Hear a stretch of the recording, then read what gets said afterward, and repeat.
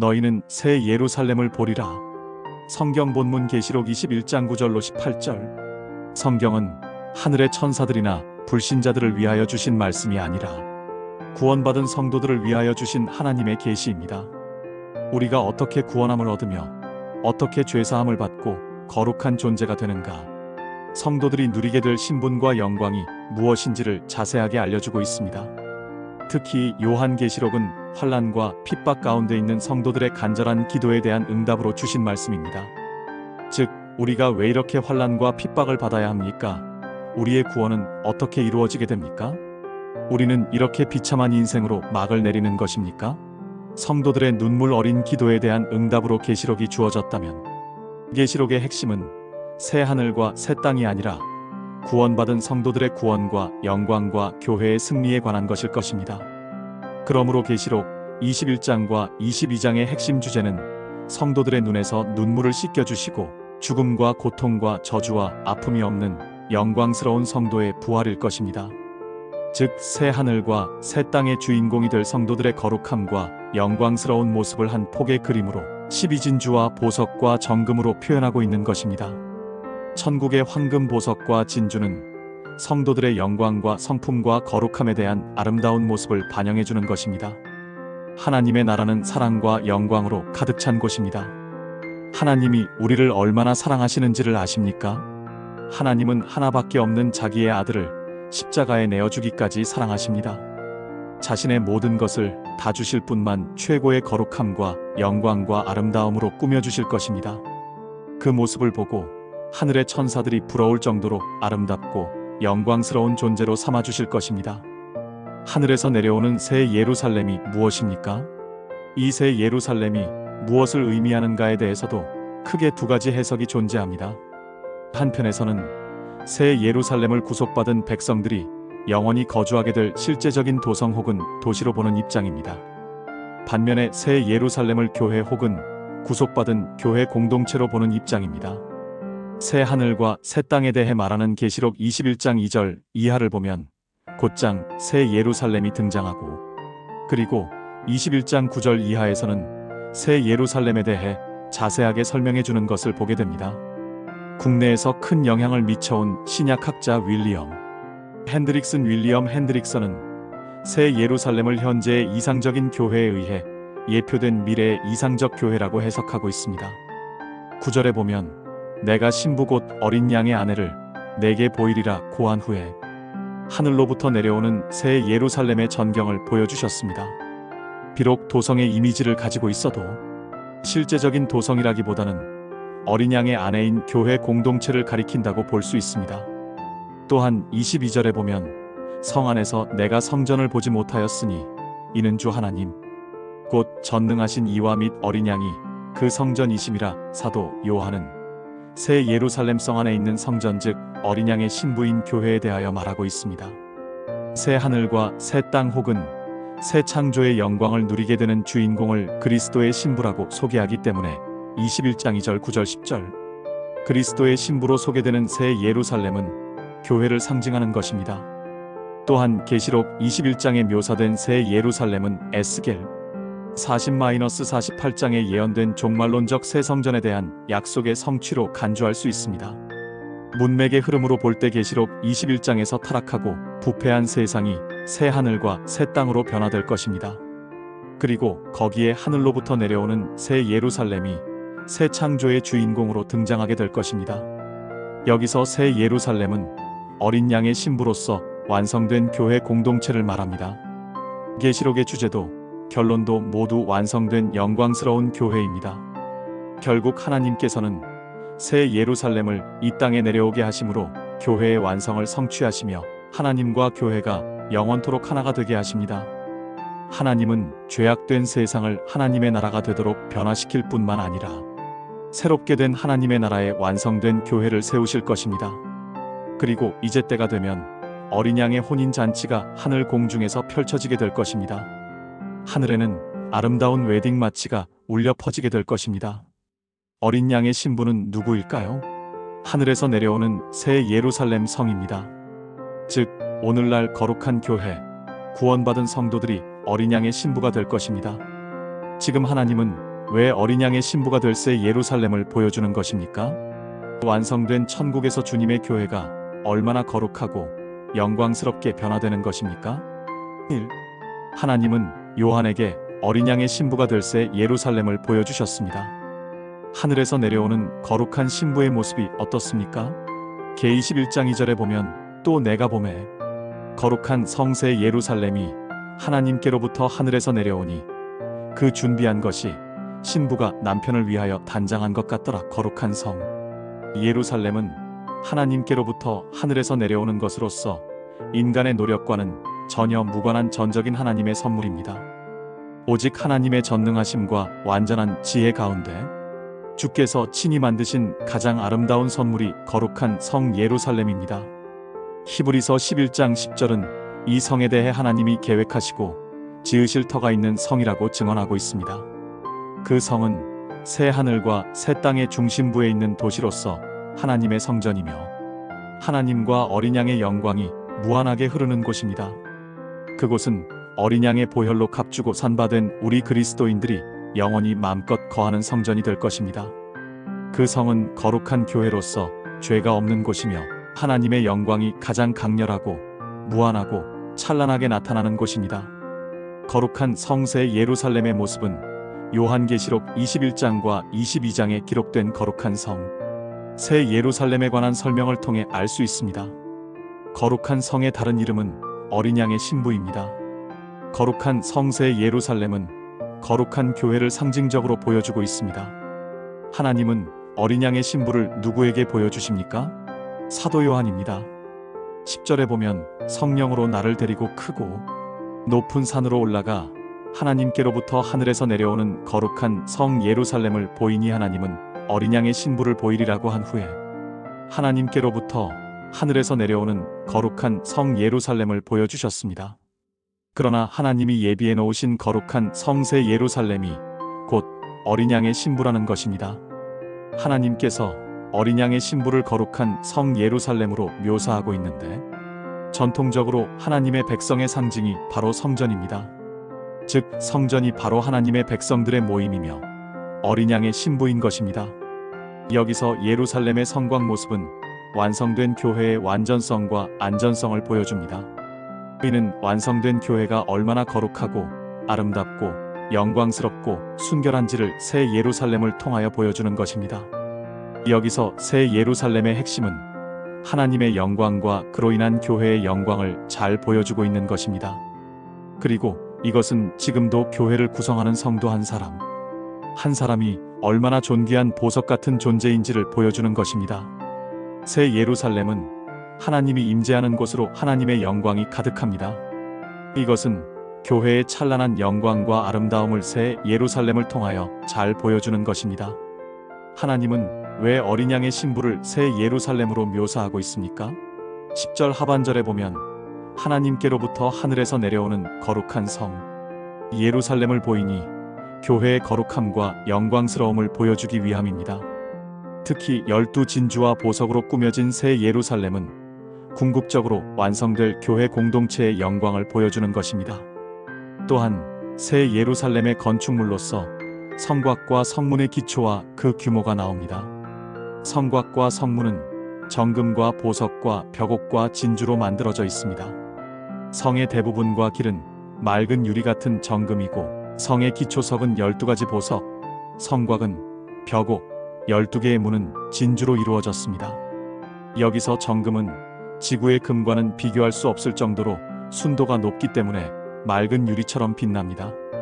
거룩한 성의 크기는 가로, 세로, 높이가 약 2400km인 정육면체 구조로서 정사각형은 하나님의 완전성과 거룩성을 상징합니다.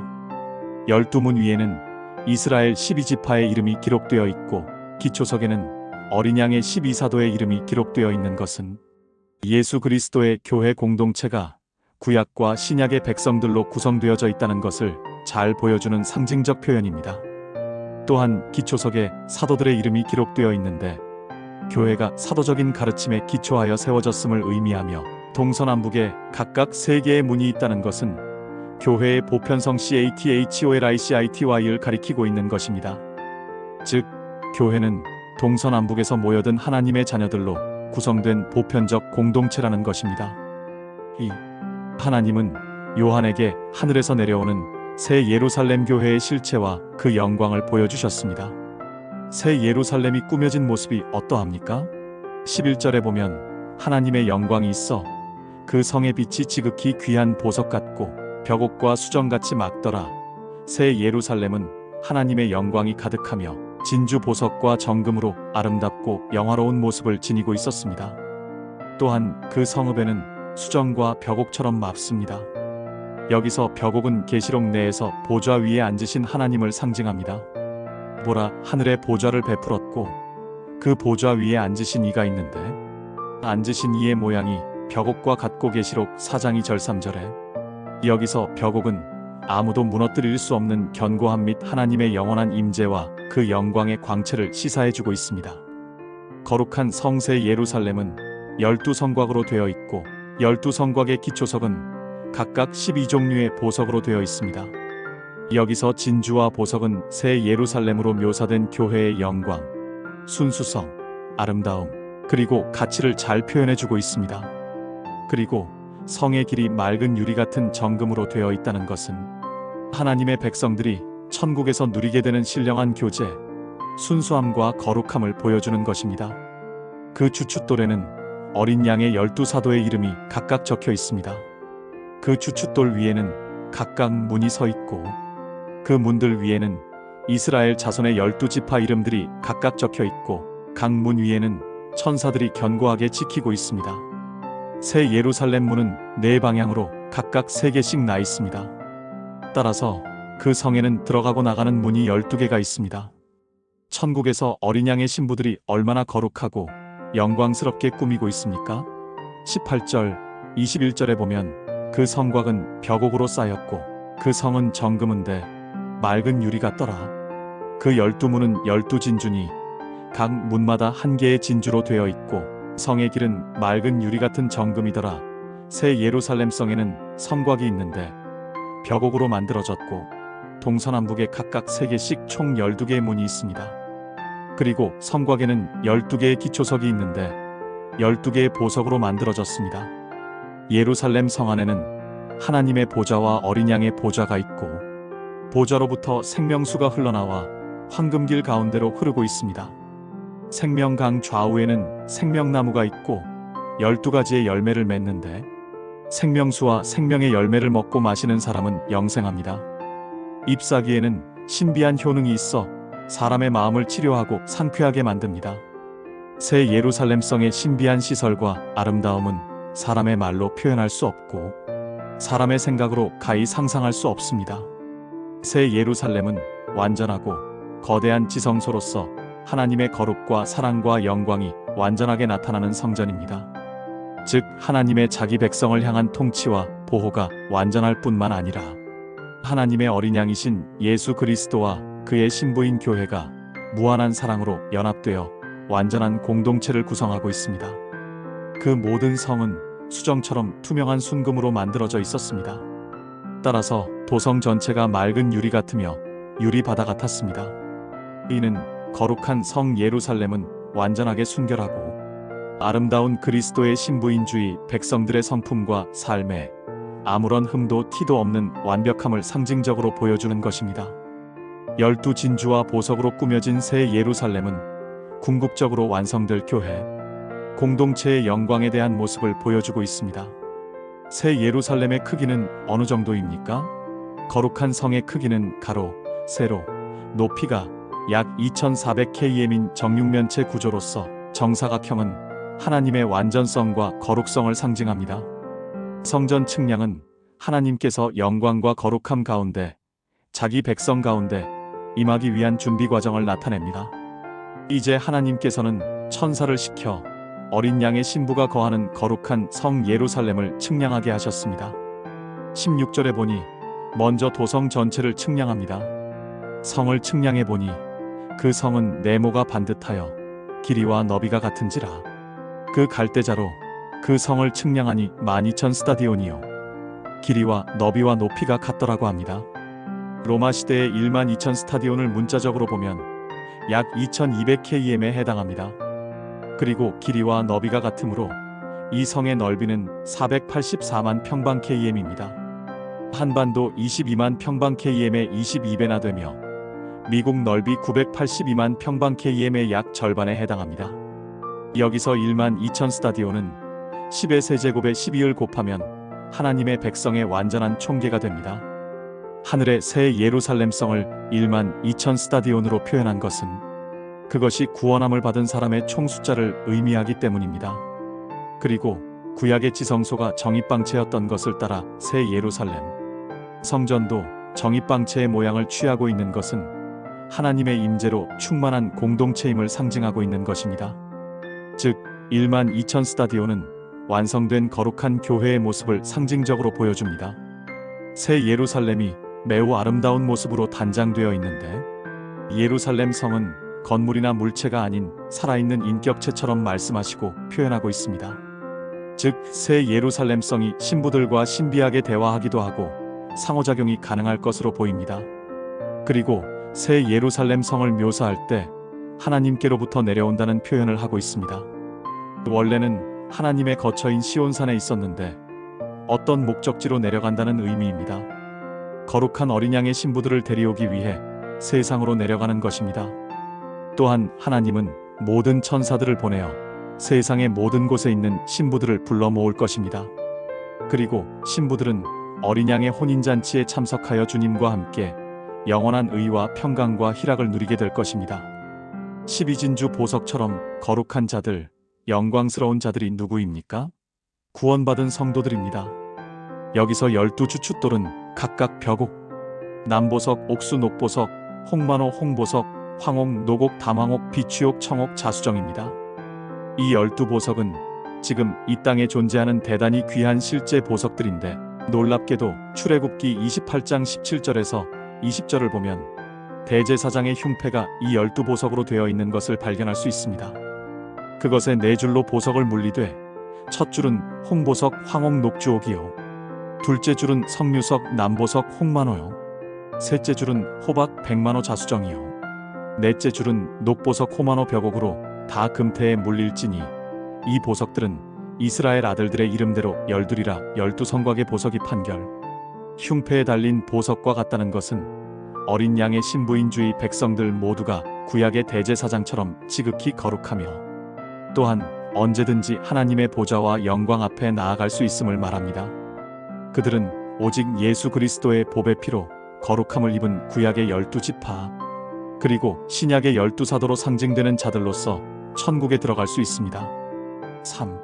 새 예루살렘 안에는 전능하신 하나님과 어린 양이신 예수님이 친히 성전이 되어 주셨습니다. 새 예루살렘에서 누가 친히 성전이 되어 주십니까? 22절에 보면 예루살렘 성 안에서 내가 성전을 보지 못하였으니 이는 주 하나님 곧 전능하신 이와 및 어린 양이 그 성전이심이라. 새 예루살렘 성 안에는 다른 성전이 없습니다. 하나님과 어린 양이신 예수님이 영원토록 그 성전이 되어 주실 것입니다. 천국에서는 다른 성전이 존재하는 것이 아니라 하나님과 인간이 완전히 하나가 되는 거룩한 성전이 될 것입니다. 일반적으로 성전은 인간이 타락한 이후 하나님과 만나기 위한 장소였지만 이제는 천국에서 죄와 저주가 사라졌고 하나님의 임재와 영광이 그리스도를 통해 온 세상에 충만함으로 더 이상 성전이 필요 없는 것입니다.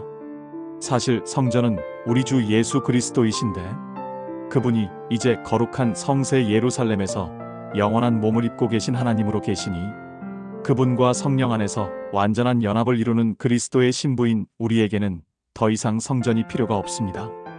그날이 되면 우리 몸과 영혼을 포함한 모든 우주 전체가 하나님이 거하시는 거룩한 성전이 될 것입니다. 그 예루살렘 성 안에는 무엇이 필요가 없습니까? 23절에 보면 그 성은 해나 달의 비침이 쓸데없으니 이는 하나님의 영광이 비치고 어린 양이 그 등불이 되심이라. 천국에는 해와 달이 필요가 없습니다. 그 성 안에는 하나님의 영광이 가득하고 어린 양이신 예수님이 친히 등불이 되어 주십니다. 그때가 되면 거룩한 성 예루살렘에는 해와 달의 비침이 쓸데없는데 그 이유는 하나님의 영광이 비치고 어린 양이 그 등불이 되기 때문이라고 합니다. 지금 이 말씀은 앞으로 해와 달이 없어진다는 뜻이 아니라 거룩한 성 예루살렘 안에는 해와 달보다 더 강렬한 빛이 있기 때문에 해와 달의 비침이 필요 없다는 뜻입니다. 특히 여기서 하나님의 영광이 비치고 어린 양이 우리의 등불이 된다는 것은 대단히 중요합니다. 하나님의 영광과 어린 양이 우리의 영원한 생명의 근원이 되실 뿐만 아니라 우리의 빛이 되어 주실 것입니다. 우리는 생명의 빛 되신 주님과 함께 천국에서 영원히 살게 될 것입니다. 우리는 거룩한 성세 예루살렘에서 거룩하신 하나님과 그의 어린 양이신 예수님과 함께 교제하며 풍성한 은혜를 누리게 될 것입니다. 마치 예수님의 제자들이 예수 그리스도를 보며 만지며 함께 웃으며 함께 걸었던 것처럼 우리 역시 예수님을 만지며 그분과 함께 걸으며 웃게 될 것입니다. 즉, 우리는 그리스도 안에서 하나님과 함께 임마누엘이 이루어지며 천국에서 영원토록 하나님을 찬양하며 그와 함께 교제할 것입니다. 여기서 하나님의 영광이 비치고 어린 양이 그 등불이 되심이라는 말씀이 무엇을 뜻합니까? 말씀은 육신을 입고 이 땅에 오셨던 그리스도 안에서 제자들이 하나님을 본 것처럼 장래 새 하늘과 새 땅에서는 구속함을 받은 모든 백성들이 등불이신 어린 양을 통해 주 여호와 하나님을 볼 것이라는 뜻입니다.